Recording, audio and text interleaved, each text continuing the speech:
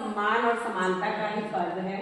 2026 का जो थीम है वो अधिकार और न्याय के साथ साथ महिलाओं और बालिकाओं के सशक्तिकरण के लिए वास्तविक कार्यवाही पर केंद्रित है, जो महिला नेतृत्व वाली विकास को बढ़ावा देती है।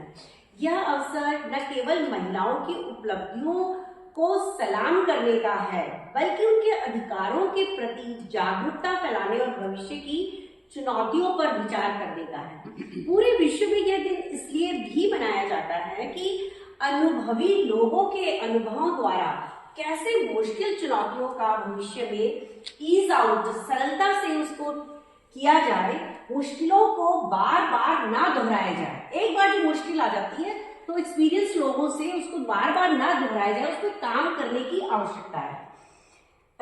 कुछ लाइनें हैं कि मुझे ज्ञात है मैं महिला, मुझे ज्ञात है मैं समर्थ हूँ, स्त्री शक्ति का पर्याय हूँ, जीवन को गर्व में सींचती एक संजीवनी हूँ, विपदा में असह्य प्रहारों को धैर्य से झेलती एक तपस्विनी हूँ, रिश्तों की अनुपमता को परिभाषित करती एक संयोजिका हूँ, प्रतिकूल परिस्थितियों में अडिग का साहस रखती एक चट्टान हूँ, त्याग और अलौकिक अनुभूति का एहसास कराती एक आवाहन हूँ, गरिमा की ऊंचाइयों को सहज से छूती एक जोगिनी हूँ, कर्तव्य बोध को निश्चय में परिणित करती एक योगिनी हूँ।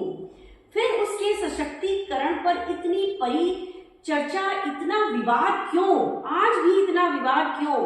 जब देखो, जहां देखो, हर कोई महिला उद्धार और उत्थान पर लंबे चौड़े भाषण दिए चले जाते हैं। उसके अधिकार और उसकी क्षमताओं पर अपने समर्थन की मोहर लगाता चला जाता है। मानो कि औरत आकुल सी नजरें गढ़ाए बस इसी इंतजार में खड़ी है कि उसकी जिंदगी के प्रत्येक पहलू को अपने नियंत्रण में रख पाने की कोशिश में लगे लोग उसकी ताकत का मौखिक व्याख्यान कर उसके ओहदे पर लगे ग्रहण की कालिमा को दूर कर पाएंगे और उसके अंतर मन से प्रभावित होती महाशक्ति को अपनी कृपालुता का पात्र बना पाएंगे। आज यही सब हो रहा है ना? आजकल यही सब हो रहा है। क्या ये सब भाषण भूषण एक दिन का काम और बाद में सब कुछ खत्म? तो हमें इस पे काम करने की जरूरत है कि ये लंबे समय तक उस पे काम हो। क्या सिर्फ औरत को एक कृपालु ही बना के रख दिया है? उसके हर बात पे उंगलियां उठा के उसको सशक्तिकरण का भाषण देकर के क्या वो शक्तिमान बन सकती है? नहीं।